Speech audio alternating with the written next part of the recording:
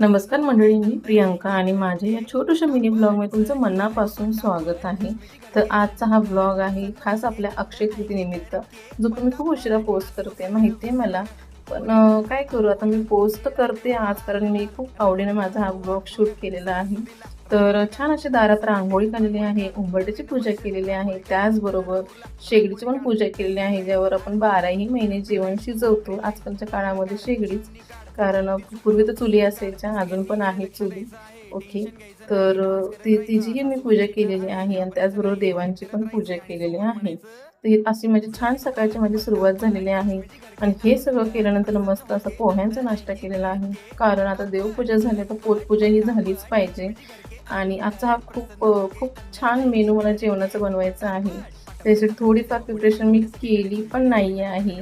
उलट मी सकाळी मार्केटमध्ये जाऊन भाजी घेऊन आले थोडीशी, जी की आता मिस्टर माझे साफ करतायत. त्यांची कसरत तुम्ही बघू शकता, कशी कसरत चालू आहे. फोन पण अटेंड करतायत. त्यांचं स्वतःचं पण काम चालू आहे, माझंही काम करतायत. आणि माझं असं छानसं मेनू तयार झालेलं आहे. बघू शकता तुम्ही ताटामध्ये, की मस्त अशी मी आमरसपुरी केलेली आहे. जे मार्केटमध्ये आता मस्त-मस्त आंबे आलेले आहेत. बाजाराचे आंबे मस्त आणून छान असा आमरसपुरीचा बेत केलेला आहे. डाळ-भात, बटाट्याची भाजी, वडी आणि पापड असा हा बेत आहे. तसे तर मी सातारचे आहे, पण सातारला तर माहिती आहे तुम्हाला नेहमी, की पुरणपोळी आपली खूप फेमस आहे. पुरणपोळीचाच बेत असतो, जर सणसूद काय असेल तर.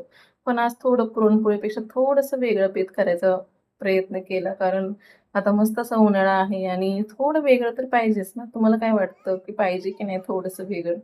आणि दीदी तर माझे जेवण दाखवते काय-काय मस्त त्यांच्याही खूप आवडीचा मेनू होता. त्यांनाही खूप म्हणजे खूप असं झालं कधी जेवायला बसतायत, एवढी त्यांना भूक लागली आतुरतेने. आणि त्यात तर श्रवण तर म्हणजे काय खूपच एक्सायटेड होता.